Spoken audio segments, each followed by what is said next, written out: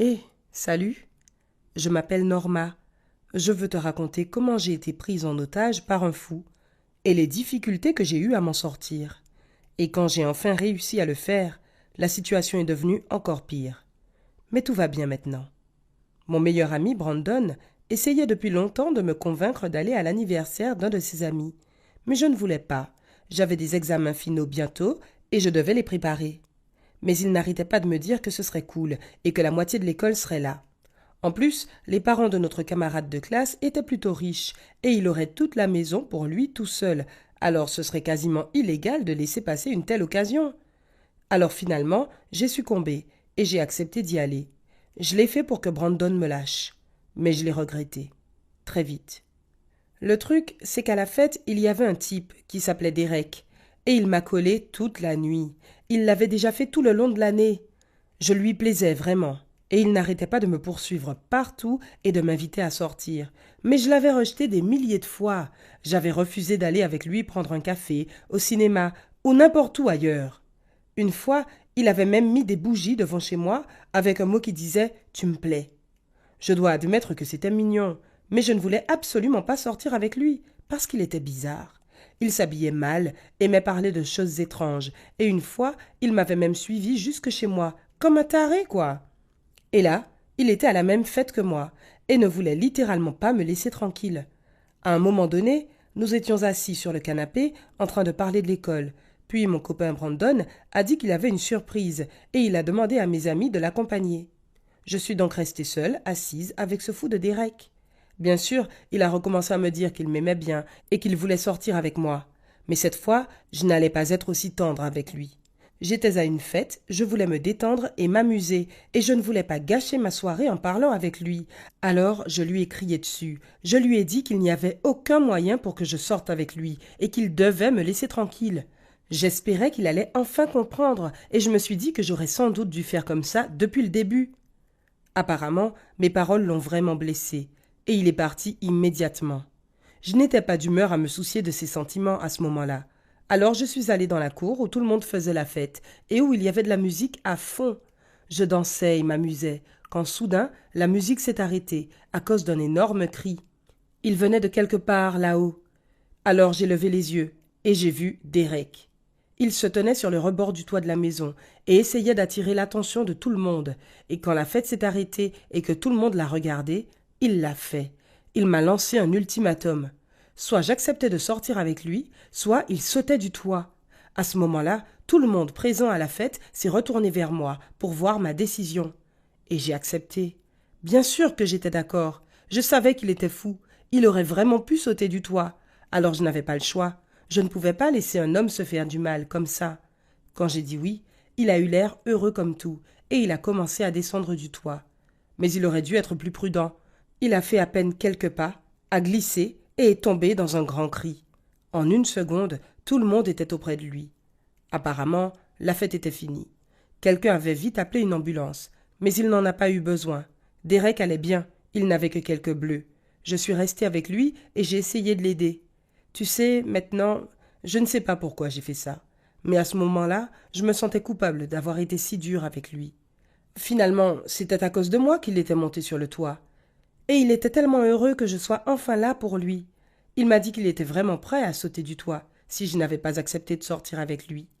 Puis, ses parents sont venus le chercher, et il m'a présenté comme sa petite amie. J'ai acquiescé parce que je ne pouvais pas vraiment faire autrement. Je ne voulais pas que ce psychopathe essaie encore de sauter de quelque part. C'est comme ça qu'on a commencé à sortir ensemble. Bien que ce soit difficile d'appeler ça réellement sortir avec quelqu'un. Je pensais le quitter dès qu'il irait mieux. Mais finalement, notre relation a duré un long mois complet. Et tous les jours, je m'en voulais d'avoir dit oui. Il s'est avéré que c'était une personne horrible. Si quelque chose n'allait pas, il se mettait à me crier dessus et menaçait de se faire quelque chose à nouveau. Il était aussi très jaloux, et si je ne répondais pas tout de suite à ses messages, il s'imaginait que j'étais avec quelqu'un d'autre. Le pire, c'est que je ne pouvais pas me prendre la tête avec lui. Si je le faisais, il me posait toujours un ultimatum stupide. C'était horrible, je me sentais prise en otage, et j'ai vite trouvé la raison de ce comportement. C'étaient ses parents. Ils étaient aussi fous que lui. Ils se sont toujours pliés à ses caprices et ne l'ont jamais grondé pour quoi que ce soit. Un jour, On s'est disputé parce qu'il ne voulait pas que je sorte avec mes amis. Alors je me suis mise en colère, je lui ai crié dessus et je suis partie. 1 heure plus tard, ses parents tarés sont venus chez moi et m'ont dit que je devais m'excuser auprès de Derek parce qu'il était hystérique. Oh, c'était la dernière goutte de patience qu'il me restait. Je devais en finir avec cette histoire. Et j'ai trouvé un moyen de m'assurer que personne ne mourrait à cause de moi. J'ai dit à ses parents que j'étais enceinte. Ouais, j'ai pensé que comme ils étaient tellement protecteurs avec lui, ils ne voudraient pas que leur fils bien-aimé soit papa à 17 ans. Et ça a marché. Ils voulaient passer un marché avec moi. Mais j'ai dit que je voulais juste partir et ne plus jamais le revoir. Ses parents ont dû trouver une excuse pour lui expliquer qu'il ne devait plus sortir avec moi. Ainsi, toute la responsabilité tombait sur les parents de Derek. J'étais libre et j'ai enfin pu profiter de mes vacances d'été. Mais la liberté n'a duré qu'un petit mois. Un soir, j'allais me coucher, quand soudain j'ai entendu quelqu'un crier. Et puis la fenêtre de ma chambre a volé en éclats. J'entendais distinctement quelqu'un crier des insultes. C'était Derek. Il se tenait dehors et jetait des pierres sur notre maison. Tu aurais dû entendre comme il m'insultait. Je suppose que ses parents lui avaient raconté que j'étais enceinte et qu'il était venu se battre. On n'avait rien fait ensemble, alors il avait dû croire que je l'avais trompé.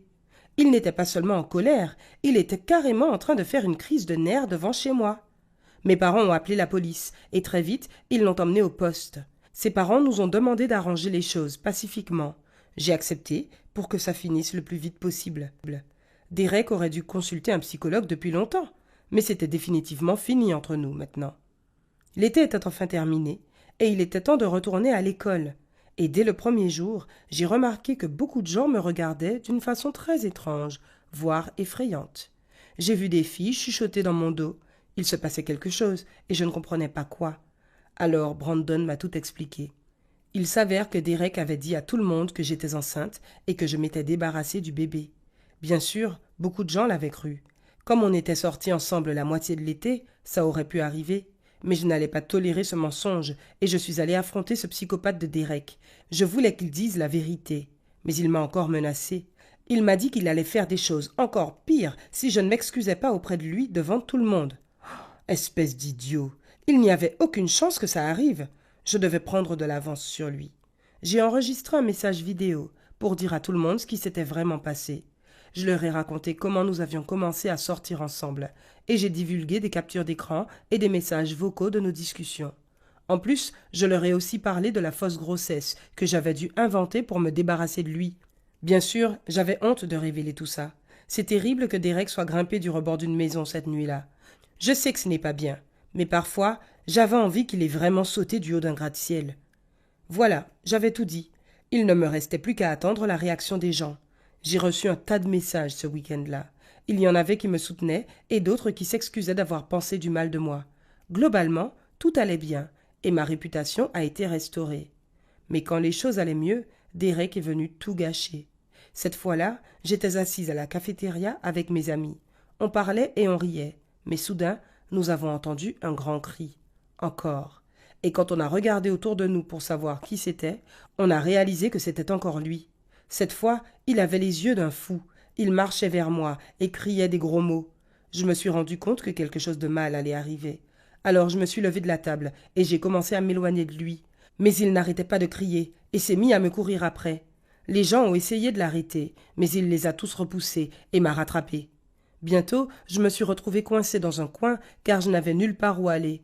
J'ai fermé les yeux de peur et je te jure que j'ai cru qu'il allait me tuer. Mais soudain, quelqu'un l'a arrêté, et quand j'ai ouvert les yeux, j'ai vu que c'était Brandon. Il tenait Derek et il l'empêchait de bouger. Bientôt, la sécurité et la police sont arrivés et ont emmené ce psychopathe. J'avais vraiment eu peur, et Brandon essayait de me calmer. Il s'est beaucoup excusé auprès de moi. Il s'avère qu'il m'avait spécifiquement invité à cette fête parce que Derek ne le lâchait pas. En plus, il nous avait laissés seuls exprès pour que ce monstre puisse me parler.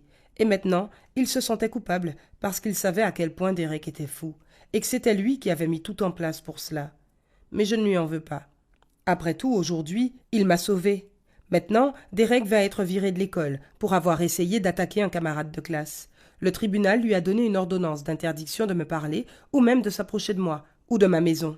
C'est ce qui arrive quand on n'a jamais été puni et qu'on se croit autorisé à faire tout ce qu'on veut. Et c'est aussi la faute des parents de Derek. Ils lui ont laissé trop de liberté et l'ont encouragé à faire tout ce qu'il voulait. Mais il est allé trop loin.